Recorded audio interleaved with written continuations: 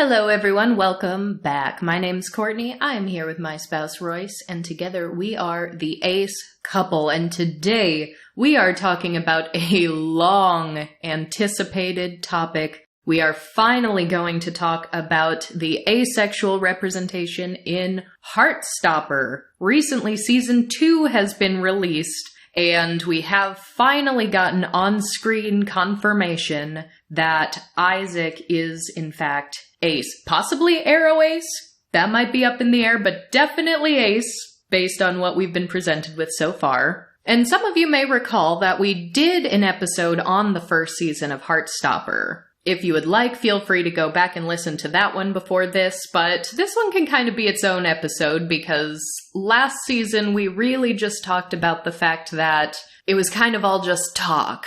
Isaac has Arrow Ace vibes, and the author Alice Osemen had confirmed on Twitter that there are to be big plans, big asexual plans for Season 2. So we talked about the fact that it's coming, and it's by an author that we trust, so we're very hopeful for it, but it's not there yet. But now that it has been presented to us, canonically, let's dig in. First of all, rep aside, I think just as a viewer personally, I think I did enjoy Season 2 a little better than Season 1.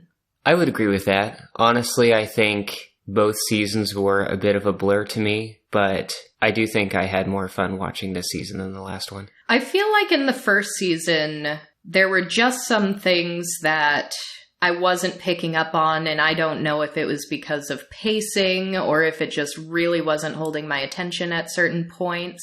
So things would come out like, oh, of course, that character is trans. I guess I should have known that 2 or 3 episodes ago, but I missed something. So there were definitely things like that in Season 1. I feel like I, personally, as a viewer, I was following all the plot points much easier in Season 2. But I also just feel like there were, I don't know, almost too many plot points in Season 2. Like, there wasn't enough time to get everything in to the extent that I would have liked to see it. It was a short season, 8 episodes, all around 35 minutes. Yes. Which Season 1 was as well. It was, but the big difference I saw between just like pacing and characters and plot points was that a bulk of Season 1 was sort of revolving around this budding relationship with Charlie and Nick. And it seemed like everyone else was kind of the B or C plot. But this season almost seemed to me like they were trying to flesh it out more in a way to make it a true ensemble cast, where all of the characters do have their own stories, and then there is sort of the main... There wasn't even really a main plot point. It was just a bunch of different characters who all kind of had their own plots. Yeah, there wasn't one central thing happening that we were leading towards. Yes. I think part of why I found it more interesting was because more characters got more screen time. Yes, which I do like. And most of my favorite shows, most of my favorite just media, even theater, is told in the form of an ensemble cast. So I love a good ensemble cast. The light pitfall I saw to that was that there were some characters who did have truly interesting plots that I did want to see more of, and it just seemed like there was not enough time to flesh out each of those plots. And honestly, my biggest critique is that Isaac, the Ace character, just did not have very much time. And here's where we're going to get into talking about the actual representation, because I don't think there was anything bad. I think everything we saw, or everything we were told, was good, and I would say that it did represent the sexuality pretty well. It just wasn't very much, and I feel like it could have been more, and it just wasn't. And I've been trying to figure out where these feelings are coming from, because Isaac is the most introverted character And I don't think that's a bad thing. There are definitely some shows where, like, the introverted character who hardly ever talks, like, ends up being the crowd favorite. So there is definitely a way to do a very interesting, very appealing, very lovable introverted character on screen. And he's the one who's always reading a book. And in fact, right now, as of the time we're recording this, if you Google, like, Heartstopper Season 2 Isaac, 9 out of 10 of the articles you're going to be seeing isn't about the fact that he's Ace. It's going to be about, here's his reading list. Here are all the books he was seen reading in this season. There are so many, like, Isaac's reading lists, which is great for real-life people who like books, but that doesn't tell us all that much about the actual plot of the show.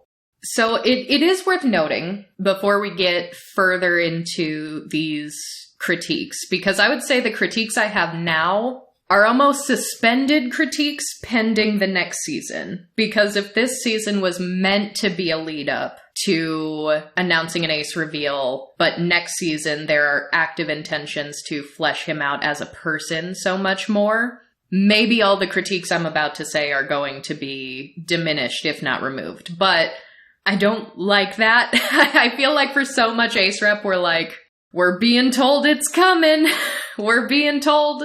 And I mean, we saw that in The Owl House, which as animation is a slightly different medium. It's like, oh, well, this character's Arrow Ace. When's it coming? When's it coming? It was never shown on screen ever once. Things like Florence from Sex Education that we've critiqued before, the issue was that she was just kind of one and done. She got 5 minutes on screen and then we never saw her again. So Isaac isn't falling into those same pitfalls because we know he's Ace. It's confirmed now on screen. And he's in every episode, technically. The first episode, he had 2 words. Well, even before the first episode, in the few-minute recap that they put on Netflix, that was, here's what happened in Season 1, all of the main characters came on and kind of talked about what they were doing, and Isaac's contribution to that was basically, I walked in on Nick and Charlie, and I was supportive. Yeah, that's about it. Which there could be humor to that, and there could be, you know, actual introverted bookworms out there that are like, yeah, that's totally me. What I was trying to point at was, if you look at shared time that each character is given, Isaac is being positioned as, like, the sidiest of side characters. Yes. Like, even within the main group of friends, he has less time to actually show personality traits. And you said he's on screen. He's on screen in the background, not saying anything a lot of the time. Yes, with his nose in a book. Which, and I will say this too, I will give major props to the actor who plays Isaac. Toby Donovan is just cute as heck. Like, his facial expressions are adorable. So when his face is on screen, the actor is really making the most of what he's being given by the script. So the dissonance, I think, because and here's, as I'm watching it, I'm like, I don't mind that he's introverted. I don't mind that he doesn't talk very much. I don't mind that he's reading so much. But when he did talk and the way they did show things, there was still, to me, some kind of difference in the way he was being handled versus the other characters. And I was trying to figure it out, and I think I did. I think one of the styles of Heartstopper as a TV show is that it doesn't follow the normal on-screen rule of show, don't tell. That's what they say for TV, for movies. It's a visual media, so show us this instead of telling us this. And normally that said, like, don't overload something with dialogue if you could show something actionable happening. And Heartstopper doesn't do that most of the time. Really, the only times I saw things being shown was when characters in a relationship were kissing. And there were lots and lots of kissing scenes, especially Nick and Charlie. They're sort of in this new teenage relationship haze where they, you know, can't really keep their hands off of each other. They even want to, like, sneak into a closet at school to, like, make out in secret. And I'm someone, I've spoken about this before, I don't enjoy watching people kissing. I really do not. I know that's a me thing. I know that's partially my sex repulse ace part of me. But I will say I didn't mind the kissing nearly as much in this show as I do most of the teenage shows that we've reviewed. Because we've sort of called them like teenage sex shows. Things like Euphoria, even to another extent, Heartbreak High. The microphones are like in their mouth, and the wet, moist, smacking lip sounds from when these teenagers are making out on screen it sounds like they're kissing inside of my brain, and I can't handle it. They were not over-mic'd in this show like those other ones, so I was like, okay, this is far more tolerable than any of the other shows that we've reviewed where I've had that critique. So very, very positive on that front for Heartstopper. Did not mind that. But those moments, those relationship moments where it's either kissing or there were situations where they were either on a school trip or they were having as a friend group some sort of sleepover at one of their houses. So there were moments where these teenagers in a relationship were sharing a bed or sharing a blanket, and they were falling asleep cuddling, or they were falling asleep holding hands. And this camera would linger on that for a bit, and it would just let us sit with this good relationship vibe, which is super good for the gay rep, for the bi rep, because we have Nick and Charlie, a bisexual and a gay boy who are in a relationship together. That's so good for their rep. I like that they're able to have that time to just sit there and like bask in this warm, happy relationship fog, because that's going to kind of try to draw the viewers into that mentality, because just the absolute cloud of infatuation that comes with like teenage hormones is something that is exceptionally hard to understand for me. And let alone start to like empathize with and enjoy and root for them. But I think their strategic use of hovering on those moments works. But that's the only time they do that. They don't give you time to just sit in any other emotion. The only emotion we sit is new romance.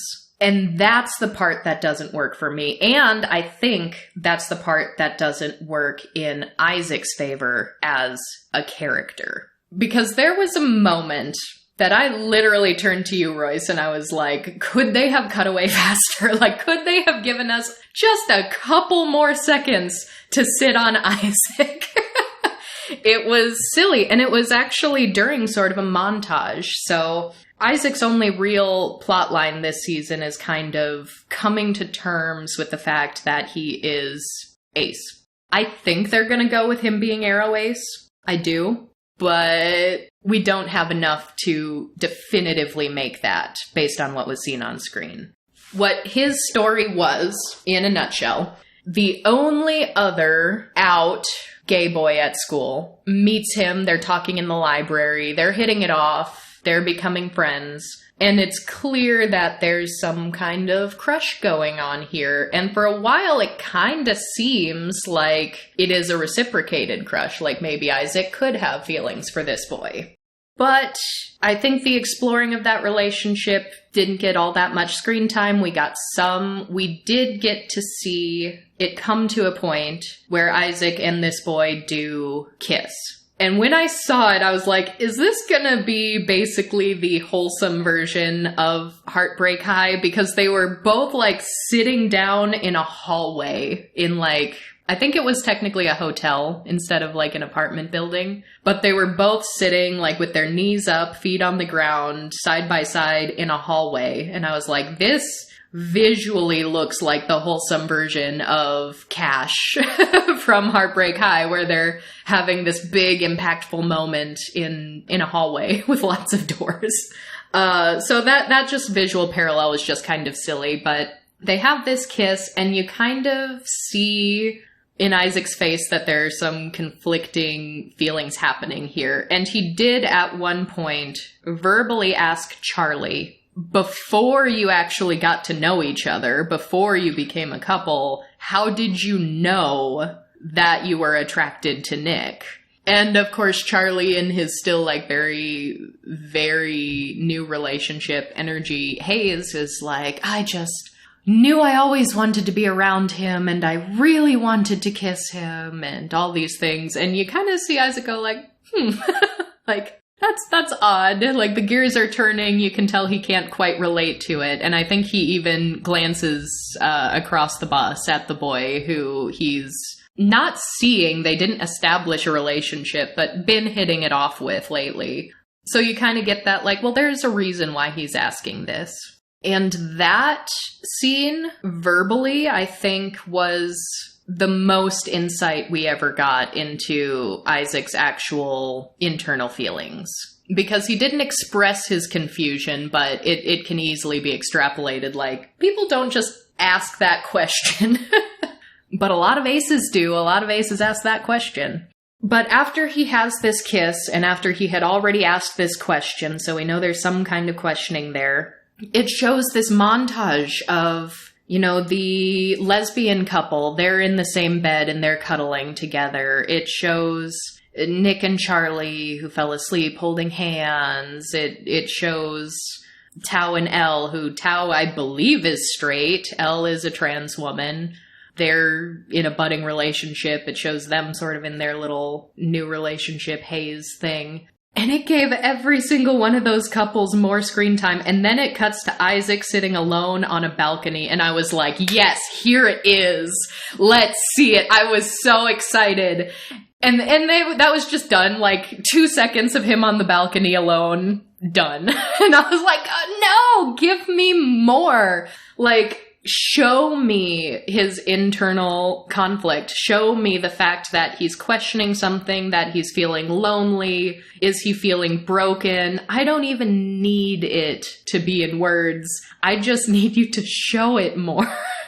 And when I say that they don't let you sit with any other emotion except this, like, romance emotion, that goes for negative emotions too, and even emotions that aren't relationship related, because there was a storyline for Charlie this season where he has an eating disorder. He is not eating enough. It starts very subtle, very easy to miss, where like, oh, do you want me to make dinner? No, I'll eat when I get home. I'll just have a cup of tea. Oh, do you want to get some lunch? No, I had a late breakfast. Very offhanded remarks. And that culminates in him actually fainting on a school trip from not having eaten enough. And that's when his boyfriend, Nick, is like, I've kind of noticed that you don't eat a lot. What's going on there?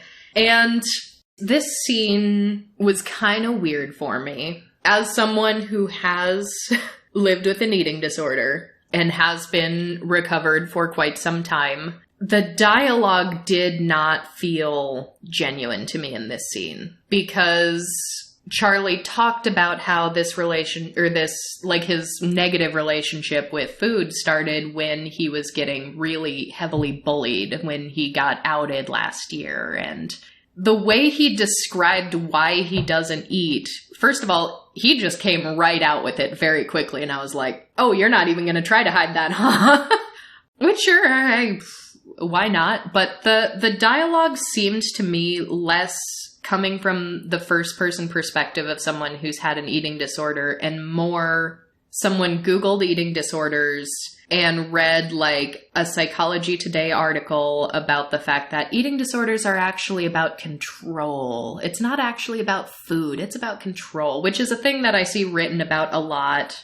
And in some cases that can be the thing, but I feel like a lot of people read that line or learn that or hear that line and then just sort of blanketly apply that. And it kind of, in my opinion, becomes very reductive and kind of a catch-all explanation for what is actually like an entire set of very complicated disorders. And they did have him turn down some food, but it was all in dialogue. It was all, want me to make dinner? Oh, no, thanks. Want to have lunch? Oh, no, thanks.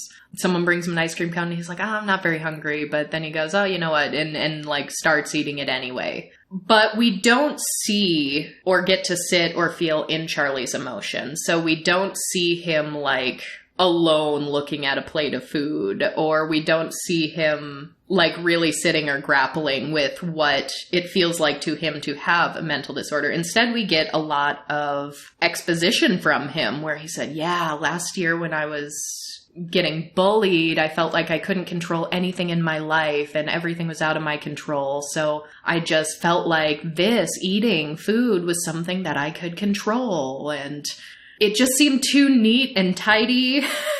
For something that was ongoing for most of the season 2, it culminated in a collapse, in fainting, and then was resolved very, very quickly. It seemed to be. I don't think it was fully, because I did say during that scene, I was like, that was easy, because the teachers like bring him a sandwich. They're like, eat. He's sitting with Nick and he's like, okay. And he takes a bite of a sandwich and a bite of a croissant. And then Nick's like, talk to me about these things when there's a problem. And Charlie's like, yeah, I'll do that. But then there was one additional scene later where he comes to dinner at Nick's house and Nick's mom is like, oh, Charlie didn't eat very much. And so instead of sitting with Charlie's emotions, we're sitting with Nick Googling eating disorders, which is interesting to me because it could be a personal preference. I get that this is a very happy escapist show for a lot of people, but you're also dealing with complex things.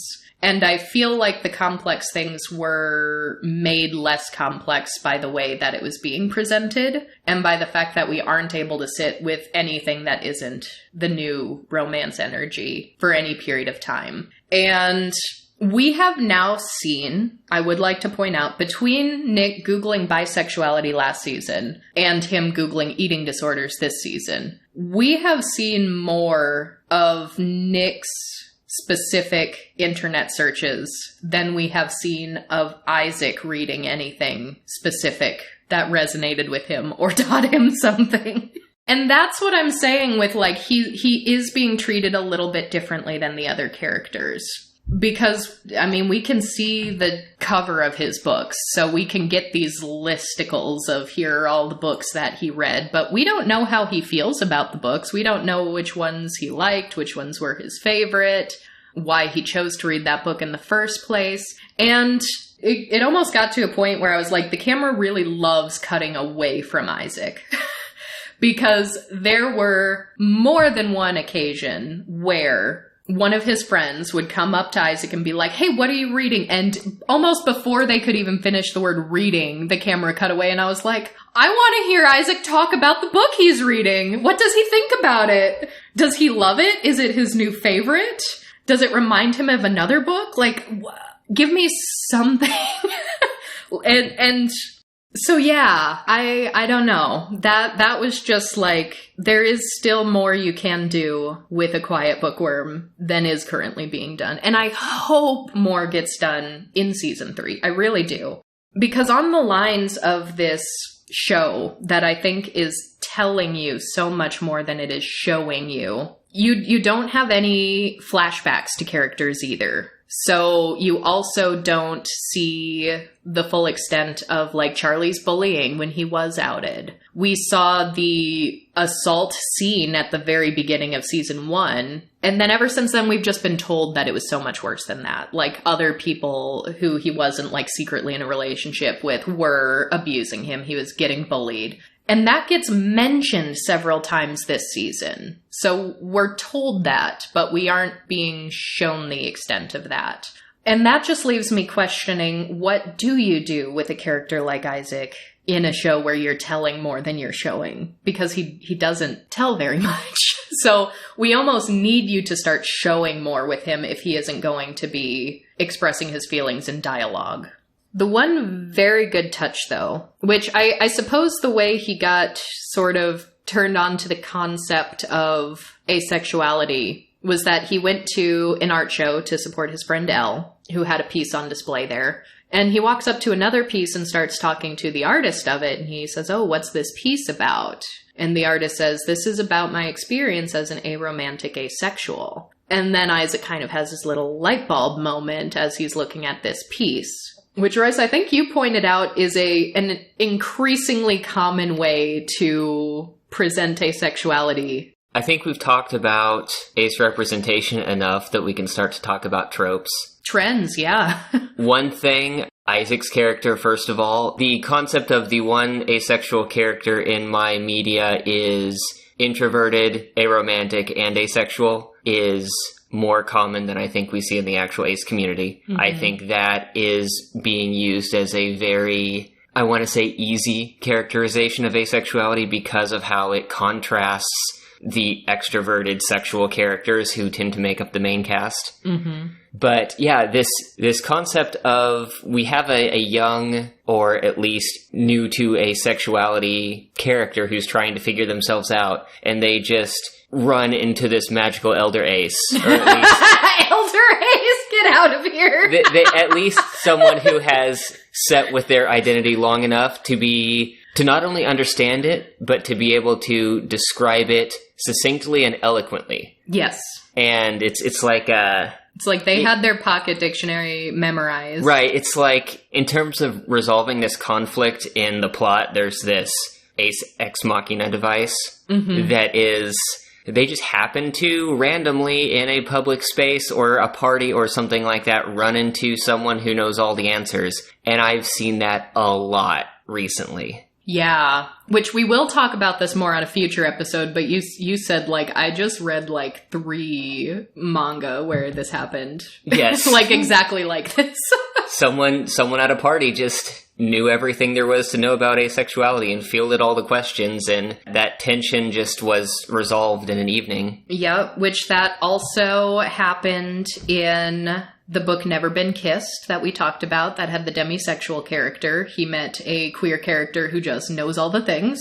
That did happen. We haven't talked about this show on the podcast yet, but Big Mouth had an ace character, which so far everything I've seen from that I have really enjoyed, and we could probably do a full episode about it. But the coming to terms with it, that scene was also, oh, that character has an older relative, no less, who is ace, and was like, I know what's going on, let me teach you that about was the ace. Actually an elder ace moment. That was, yes, because in Heartstopper, this was like a college student talking to a high school student. So that does tend to happen pretty frequently. I don't think the average person knows that happens very frequently, though, because, I mean, we actively seek out ace reps so that we can identify these trends and tropes as they're emerging. But it's so fascinating that so many of these reveals end up being someone knows what asexuality is, they explain it very well in a way that this young ace understands, and everything clicks, and now I know what my identity is. But for so much of ace history, so many of us were just so on our own. And I wonder if we're going to start seeing any representations about, like, someone came to the conclusion that they were asexual purely on their own experiences and emotions, and they didn't know that there was anyone else out there like them, but they were still confident in who they were. Or someone who does get the definition of asexuality presented to them, but it still doesn't quite add up exactly with how they feel, so they don't think that really fits. So there's still a really complicated, like, journey of, you know, exploring labels and feelings and experimenting with things before they land on it. Because in our own community, with real-life people, we see so much more variation than what we have seen in media representation so far. And to that, Todd's an example of a character who does take time to fit to the label. And I know you've also read some books that take place in an earlier time before these words were commonplace. Mm-hmm. And those books have to find different ways to come to the same conclusion. Yeah, there are definitely, like, historical fiction novels like The Reckless Kind and One for All that have an ace character, but it's being set in early 1900s or earlier. So, like, the word asexual isn't really something that's being used in that way. So they still have to, as an author of something like that, you still have to figure out, how do I make this so undeniably clear how this person feels without using this word. So there hasn't been a lot of in between. It's either very historical fiction, and mostly in books, because I think for historical fiction and TV, if there isn't a presence of a relationship, most people are just gonna be like, gay. Because that's what people do with real life people even. Like, oh, they didn't have a significant other, they were gay. They just weren't allowed to be gay back then, so no one knew. But that's the only answer. So yeah, that's just something I noticed that is becoming a trend, which is very interesting because I mentioned that as of the time of recording, if you Google Heartstopper Season 2 Isaac, it's mostly the book list, but there is one or two articles here or there that do talk about his asexuality. And one article from the Pink News stood out to me because the title is Heartstopper's Isaac Pushes the Envelope for Asexual Representation, and it's about time. I want to know what this envelope is that's being pushed. I didn't see any pushing. I saw no pushing of any envelopes. I don't think it was bad. I don't think it was done wrong or that anything was like, well, that's bad representation. That's not representing the community well. And I didn't expect it to because we do trust Alice Osemen as an author and as a member of the Arrow Ace community like themselves. It was just less representation than many other examples. Yes. It was a lot less than Kuisano Futari, which I understand is not, like, widely, publicly, legally available in English-speaking countries right now, but that's an entire series dedicated to 2 Arrow Ace characters. It was a lot less than Todd and BoJack Horseman. It was a lot less than Todd and BoJack Horseman. It was less than Drea in Everything's Going to Be Okay. It was honestly less than Cash in Heartbreak High. And we had some critiques of that one, too. Yeah, which, like, I think I enjoyed watching Heartstopper more than I enjoyed watching Heartbreak High. But as far as, like, what is actually shown to us for the journey and the actual orientation and the representation around it, it was less than that. It has been less than a lot of the books that we've covered on this podcast, like Let's Talk About Love and Never Been Kissed. And My Heart to Find, which had, like, 3 main ace characters. So, the thing is, and, like, this is not a critique of Heartstopper. This is a critique of how much the media ignores ace characters and ace representation. Like, the only reason why they're writing about this pushing the envelope for asexual representation is because it's a very popular show. If it wasn't very popular, they probably wouldn't have an article this big being like, this character's pushing the envelope. Which, I mean, they did have articles like that for Todd back when BoJack Horseman was still running. But we've covered a lot of shows that kind of fly under the radar. Shows like The Imperfects that got canceled after 1 season. Main character Abby Singh was ace. Said right in that very first episode that she's ace. She knew who she was, confident, came right out with it. And so that wasn't a journey of self-exploration. That was just a cool character who was ace. So even though the defining asexuality and making that a central feature of that character, I would say she was a much more fleshed out character as a person than Isaac is. And I want more Isaac. I'm so intrigued by him. He's so cute. He's very, like, subtly charming, and I want more of him.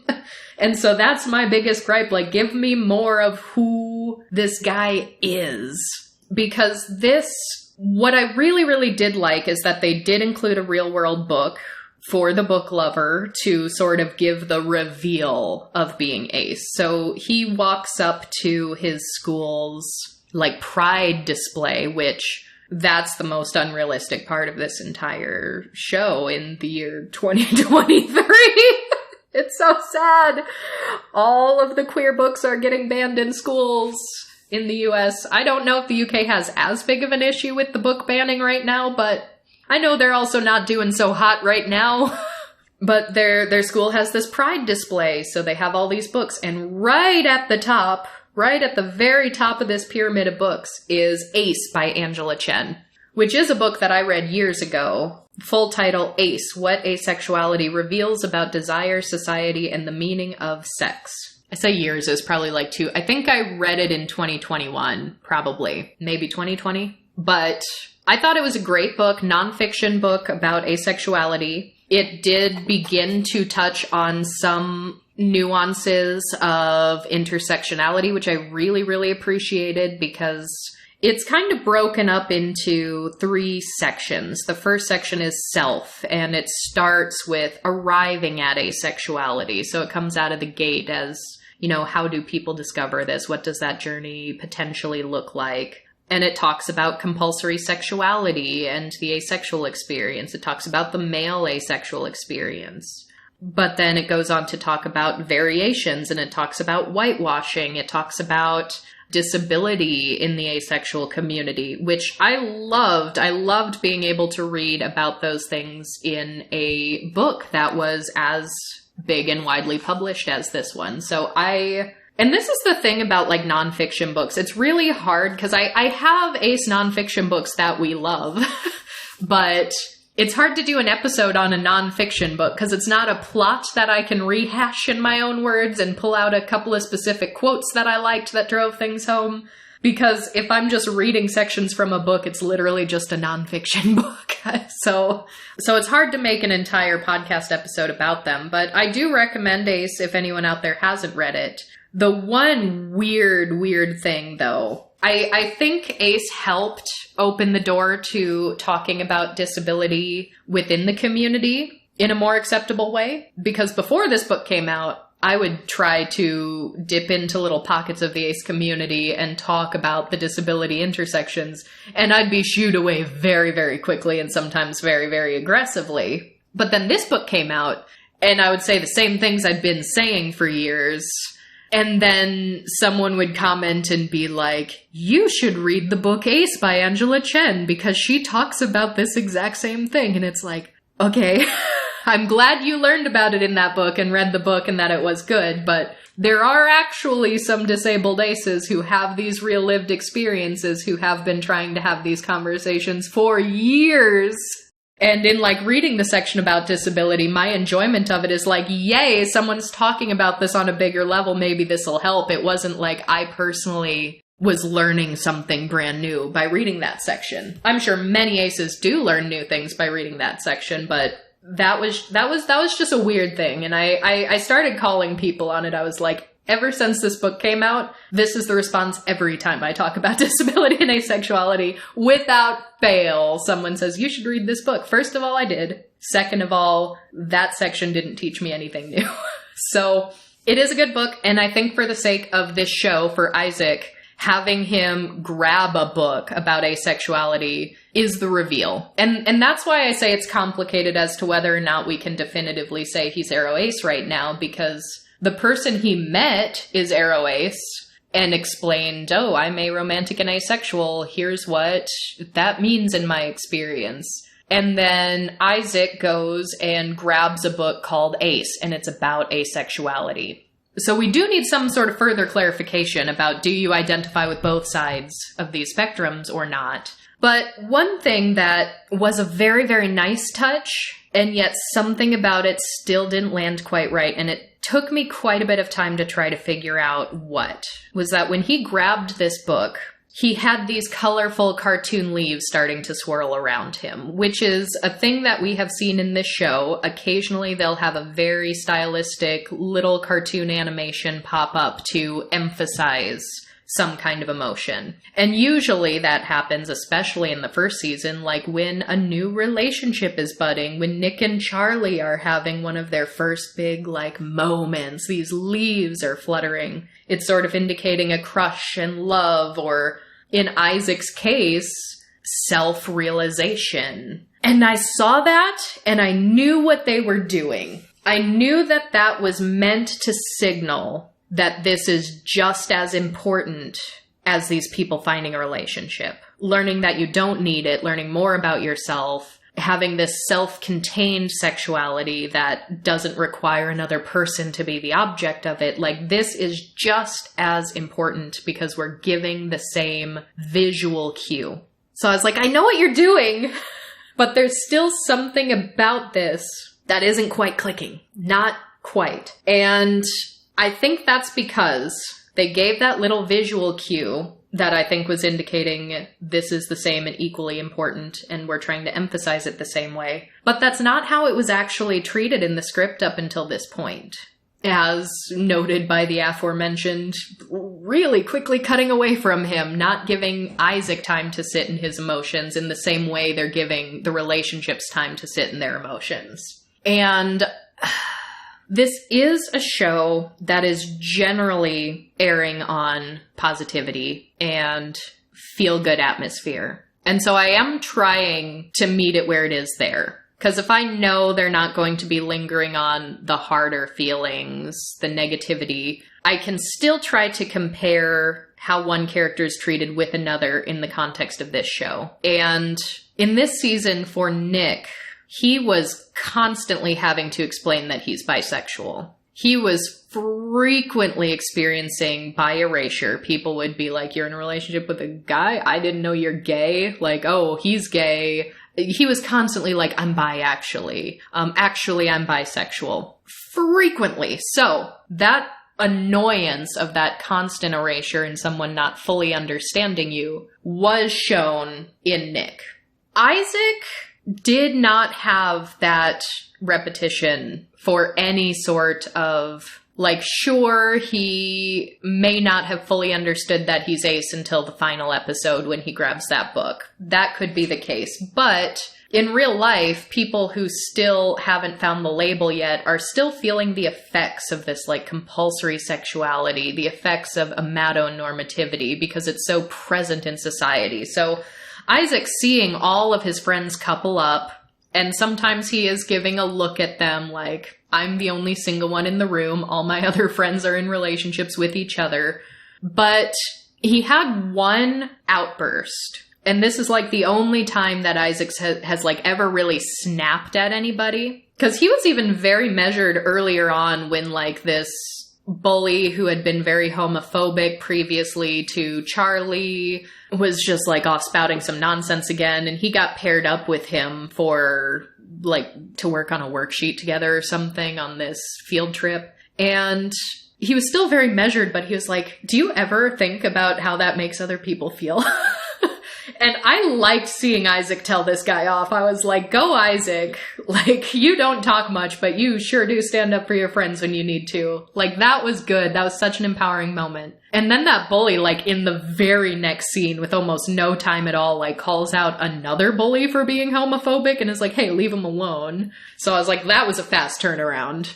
Speaking of not lingering on negativity, there was, of all of the plot lines going through, there were negative plot lines, but they were often resolved very abruptly or diminished very abruptly to focus more on the happy feels. Yes, because we also, I think we heard it before we saw it, the lesbian couple, one of the girls in this relationship just like said at one point like, oh, I love that Charlie and Nick, you can talk about your feelings with each other, and I can't do that in my relationship because she always just turns everything into a joke. And I was like, have we seen you try to have a heavy conversation yet that she just turned into a joke? Like, yeah, we normally see you off being happy and maybe a little joking, but I don't think I've ever seen yet a serious conversation get derailed. But then we later kind of saw it, but we were kind of told first that this is the dynamic. And so some of those lines that were being told something before we see it seemed very out of the blue for me, even if it later got justified. I think it happened once or twice, but it wasn't led into as heavily as Charlie's eating disorder, for example. Yeah, or Nick constantly needing to explain that he's bi. Like, those things had consistent repetition and lead up. And that could be, like I said, the nature of the fact that they're now trying to make this show an ensemble cast more so than the first season, without adding time or episodes, but still trying to give several of the characters their own new hooks, their own new plots.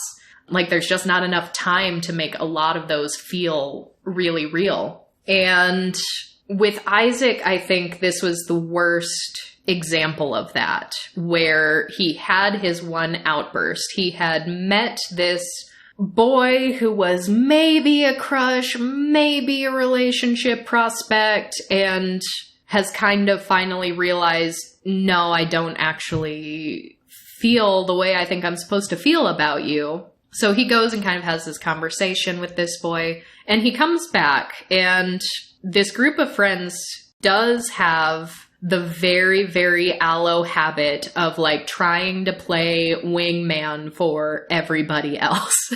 So they're constantly like, oh, these two have a crush on each other, so let's just find ways to make sure that they get in the same room together alone, and let's all duck out real fast, and then we're all gonna giggle about it that we put those two together.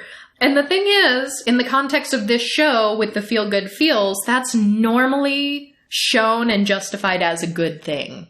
They didn't show it as a negative thing in the case of Isaac. And I think if they wanted to drive this case home, they could have. Like, if Isaac had a situation where he's like, I don't really feel this way about someone, and they're like, oh, come on, let's just get you two together. And they were still trying to, like, scheme and like, play matchmaker, despite objections or something, that could have driven this home. But it didn't. Instead, Isaac, of his own volition, started hanging out with this guy more, then had a conversation where I don't really know if I feel this way, then goes back to his group of friends, and they're all giggling like, tee-hee-hee, like, tell us what happened, with the wink-wink, nudge-nudge sort of tone of voice that you do when you're talking about, like, oh, you have a crush on somebody. Then Isaac, seemingly out of the blue, to me, just had an outburst at them and basically just said, I know you don't find my life interesting unless there's relationship drama. And then he, like, walks away, and everyone else has a look of, like, oh, we fucked up. But here's where I have an issue with that. In most social settings, they're having a party, they're having a sleepover, they're going to prom. Isaac's sitting there quietly reading a book, which is fine. He can do that. I have at times been that person too. But he's not preemptively talking about himself. And what he just said seems to imply that nobody is ever asking him about himself. But I noticed that on more than one occasion, people came up and said, hey, Isaac, what are you reading? And then immediately the camera backs away. So to me, they did actually show the characters taking an interest in him outside of relationships, but the show didn't take an interest in him outside of relationships. Does that make sense? It's like, what are we doing here? It's like the show doesn't care about Isaac outside of his sexuality or relationship, but his friends did ask. We just never got the answers.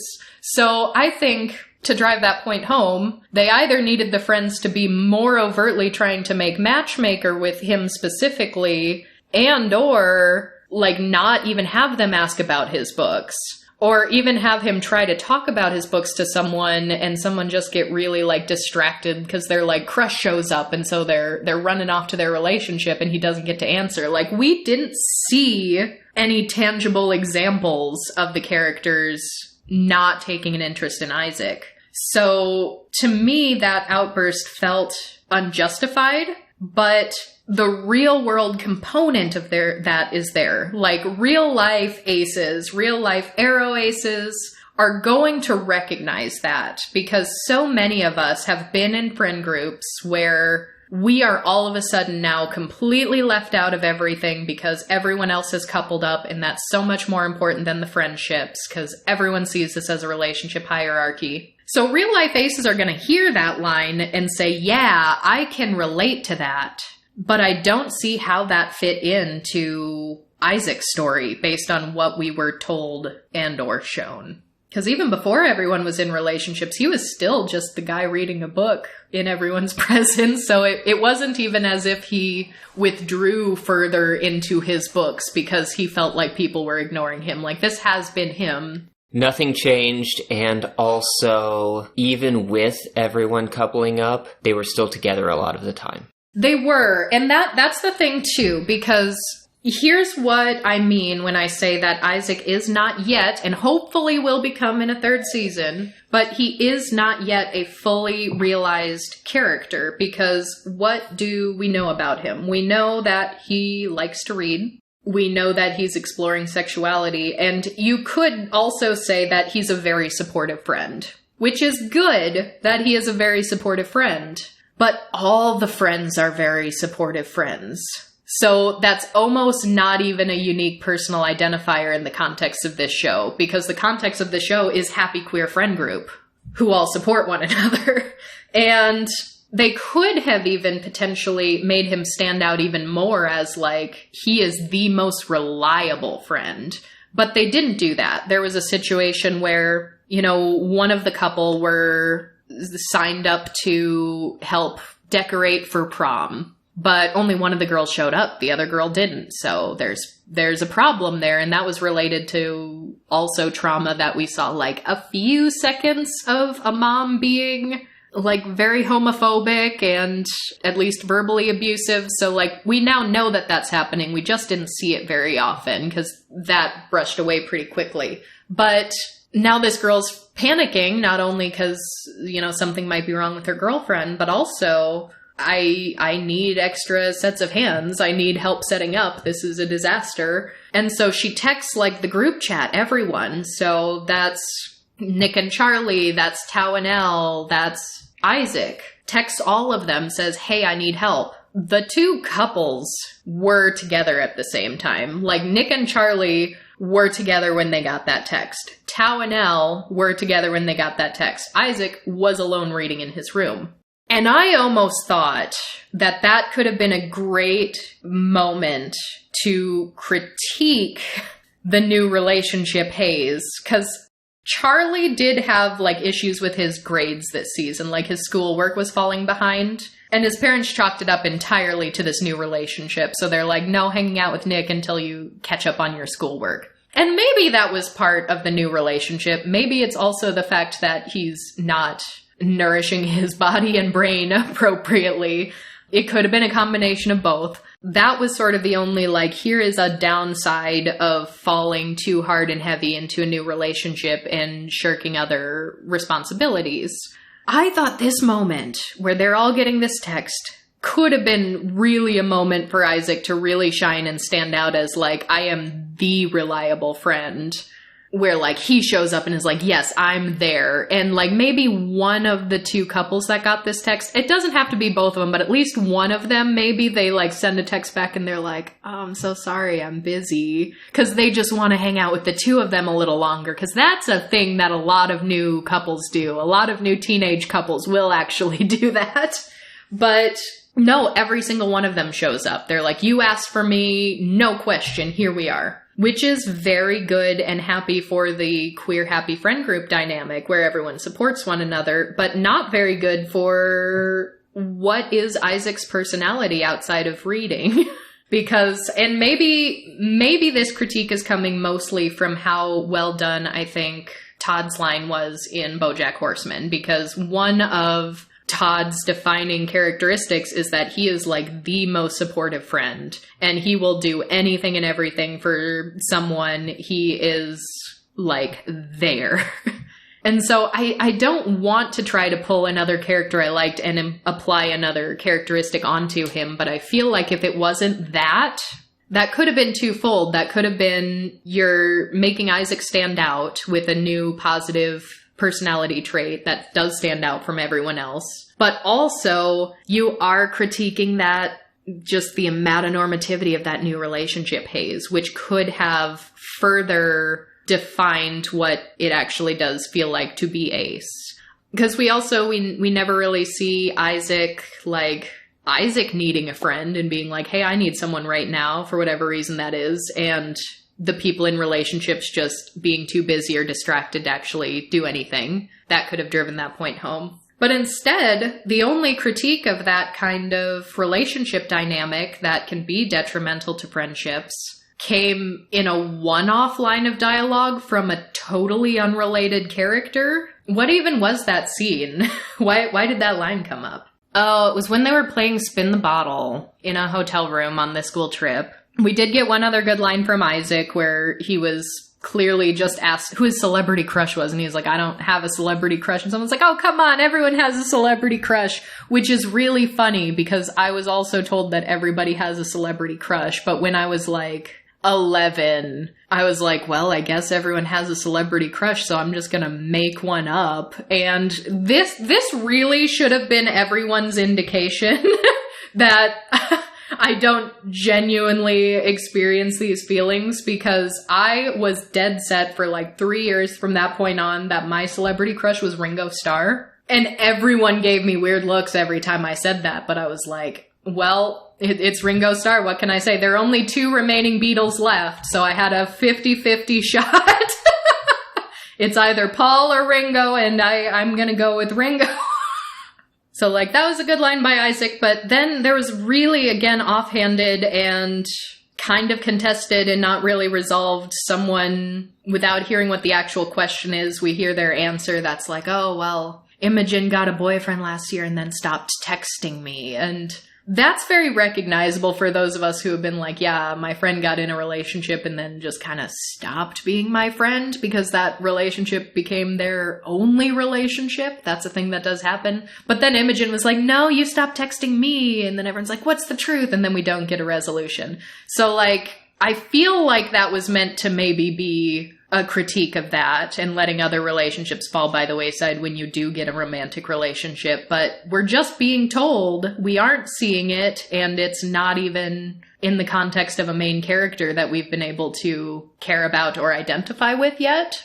So that's why I wonder why they didn't find a way to put that social critique into Isaac's story better. Because just, I don't know, the way I anticipate this going based on how I've seen the progression of season 1 to season 2 and the way this friend group is designed, I imagine once Isaac does officially come out as Ace, I imagine everyone's going to be really, really supportive of him. And so I don't know if they're going to have anything to, like, retroactively justify his outburst of, you guys don't find me interesting unless there's relationship drama, because I still didn't see that. In fact, even when they were at prom and Isaac comes alone and doesn't have a date, they're still like, come on, let's all get in here, friendship group. Like, yeah, the couples are taking their own photo, but they're also actively pulling Isaac in and saying, hey, take a picture with us, like the original core group of like the 4 of us friends.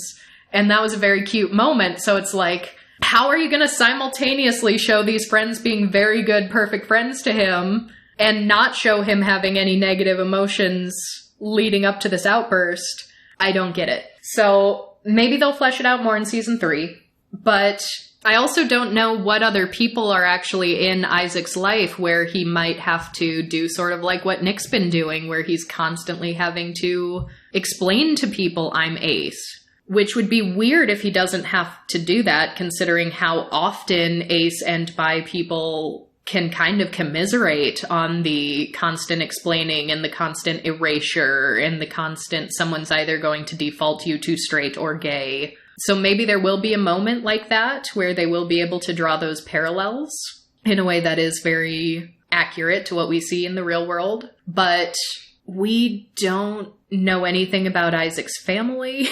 We don't really see him talking to other people outside of this main friend group. I don't know if he's going to continue exploring anything with this other boy in the grade or if he's just going to be gone in season 3. I don't know. But I feel like almost every other main character in this ensemble cast, we know something else, either about their family or about new, different friends they're starting to meet, and just how they exist outside of the core friendship group, in addition to inside of it. But we really don't with Isaac. So I would like to get more. And in fact, I feel like, coming off of season 2, I feel like I know more about this brand new grumpy teacher that they gave us for this season than I do Isaac, who has been here in the background since episode 1. I think that's fair. Mr. Farouk. So we have this teacher who has already been established. Nathan, he is gay. We already know this. He wears a little pride pin. It's very cute. But now we have this new teacher, Yosef, and he is very, very strict. We see him multiple times in a class with Nick and also Charlie's previous abusive boyfriend, who I think probably got more screen time than he deserved also. But there was this weird rivalry with Nick and abusive ex-boyfriend, where they're like constantly put together in a seating chart in school, and they're just like fuming next to each other. This abusive ex who's like weirdly jealous of Nick now for being with Charlie and kind of hinting at the fact that he wants to get back together with Charlie. It was not my favorite plot point. But we see very strict teacher, and then he signs up to chaperone this field trip, and we see that he does not like to be a chaperone. He's like, I need a drink. I need several alcoholic drinks. And we see him get a little testy with someone at an employee at a restaurant, so he's got a little bit of a temper. We've kind of already extrapolated that. But then he starts to get this romance plot with the other teacher, and they start pairing up, and now we're getting to learn more about the teachers. And they're like in Paris, so they're in another country, they're in another city, they're in a hotel room, and so, you know, Nathan as a teacher, he's much more lax. He's not quite as strict. Like, he'll see kids outside of their room and he'll be like, I'll pretend I didn't see that. But Yosef, he's like, get back to your room now.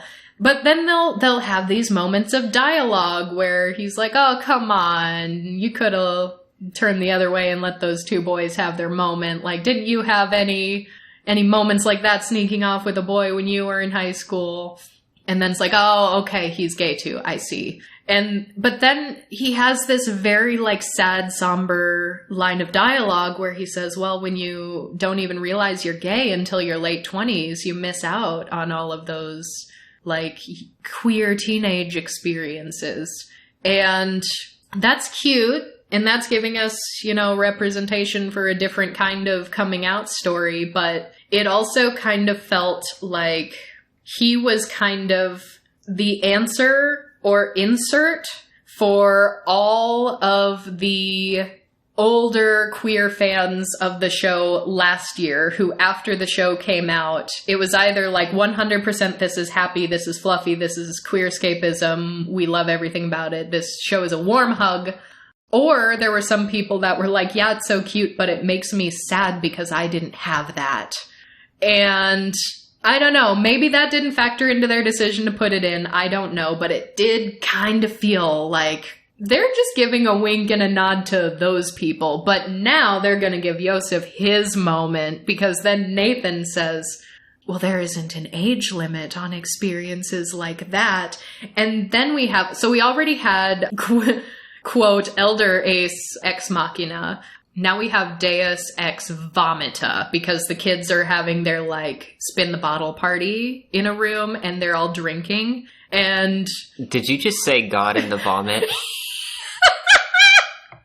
I did say God in the vomit. Hey, it fits, syllabally to put it, because I can't say, like, well, I guess I could say vomit ex machina. I just thought Deus Ex Vomita sounded sillier. So, one of the girls gets incredibly drunk. She's also kind of making everyone else get drunk, because she's like, have a drink, and she's like, let me fill your cup up to the brim with liquor. She had party host anxiety. It was her girlfriend's birthday. Yeah, I don't know. I also think she was dealing with her own stuff and trying to, I don't know, maybe escape for a bit, but she was definitely like playing little alcohol fairy. Like, I've been to parties where there's an alcohol fairy who just, once your glass is nearly empty, someone appears and is like, here, I'm not even gonna ask you if you want more. Your glass is now full again. But she was doing that, and she got the most drunk, she got very sick, but here's, this whole time, like, she's like, oh my gosh, I think I'm gonna be sick, and she, like, puts her hand over her mouth, and she stands up, and I'm like, okay, clearly, the reasonable thing to do in this situation is to get her into the bathroom so she can vomit. Maybe if someone wants to be extra supportive, they can, like, hold her hair over the toilet or something. But no, these teenagers on a school trip decide to run this drunk, about to vomit teenage girl to the teacher's room. What? Like down the hotel hallway. Yes! And they're like running her and they're like, and they get her into why would you bring the drunk teenager to the teachers of the school field trip? Why would you leave the room? Leave the party room? Why would you do any of these things? And so as they were like, I was like, where are they? They're at the teachers? Why did they bring her to the teachers? I thought this was the silliest thing ever. And so now this drunk girl who was about to vomit 2 seconds ago is sitting on one of the teacher's beds, and she throws up all over his bed.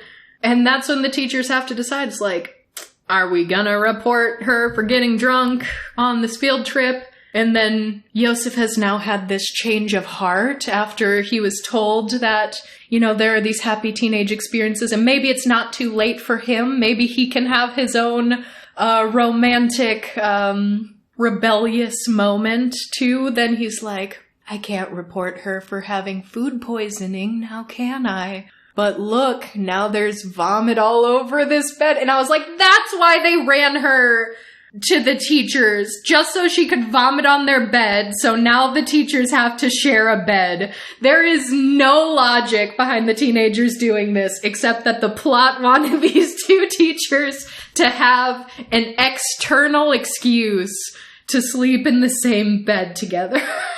And the teachers are cute, don't get me wrong, but that was goofy. That was definitely Deus Ex Machina. I also think I saw another comment that was just like, finally, we have male ace rep. How long are we going to have those comments for every new male ace that comes out? Probably until we get enough representation where individual people have seen more than one instance of ace rep. Yeah, because at this point, I really think in fiction media, I think there are more men than women for ace rep. Both confirmed and coded. Because we got Todd, we've got Cash, we've got Isaac. We have to start counting up all of the bad rep examples. Dexter. I think there is a lot of Sherlock Holmes.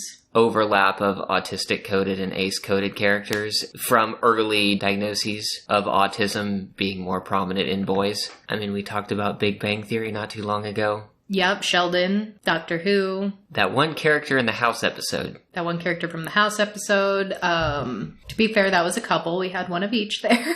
Elijah from Big Mouth. So yeah, every time I'm like, finally we have an ace man in media. I'm like, the ace men in media are there. I don't know why everyone's ignoring them. So yeah, I don't know. We'll see. I think I would love to see in season 3, like if Isaac is reading his book, whether it's still Ace as his first book, if it picks right up where it left off, or another Ace book. There are a few other Ace books he could read, both fiction and nonfiction, but like we've seen Nick, what his Google search results are and like what he's starting to read there. So why can't we? And maybe there are issues with copyright. I don't know what the law is there, but like if they show a page from Ace and show like a line pop out about something that really resonated with him or something, I don't know if there'd be any issues with that or not. So, but I don't know, something more to give us what's going on inside of Isaac, because if he's not going to tell us, I want you to show us, but this show doesn't show very much. But just like we said with the first season, like other areas of rep, the bi rep, the gay rep, the trans rep, like it's very, very good. It's very good. It's very wholesome. I just want the ace rep to be treated similarly and to feel just as good and to be as well-rounded. I think my favorite character is still Tori, though. And I would still love to see more of her. She's so infrequently on screen, but every time she is, I love her. She's so supportive of her little brother. I think protective is a better word. Yeah, well, both. She's both, right? But yeah, during a scene when she's having dinner over at Nick's house and Nick's father is there, but also his homophobic older brother is there and his dad, he's not out to his dad yet. Like his brother's clearly starting to try to out them on purpose at the dinner table. And Tori, not even knowing this guy, like literally like grabs his wrist and glares at him and is like, don't you dare. And I'm like, yes, Tori, I love her. She also kicks his phone down the stairs right out of his hand. She did do that later, yeah. if you ever say that about my little brother again, I will end you. She's so good. She's such a good character. And I would have liked to, I don't know, how maybe she'll get fleshed out more in the future. I don't know. Or maybe she's just the background older sister that comes and threatens people occasionally. But it does seem like they're making an effort to flesh out more characters. Like, even the abusive ex got more screen time and more character progression. Imogen, who was kind of just played for laughs mostly in the first season because she was the one who had the, like, I'm an ally line with the really hilarious response of, like, thank you for your service. Now she's kind of becoming part of this friend group too and hanging out with them more and coming into her own more, and it's like, I don't know. I want to see more of Tori. More of Tori and more of Isaac. I demand it. So definitely, as we said in our episode of season 1, overall, we are definitely not the core demographic for this particular show. There are a lot of good things. There are definitely some things that left us wanting more. So we're still gonna watch season 3 when that comes out. It has been renewed for a 3rd season. So I will once again be left just hoping that we get more of Isaac's story. Both in the sexuality exploration, but also just as a person. So, on that note, thank you all so much for being here with us, and we will talk at you all next time. Goodbye!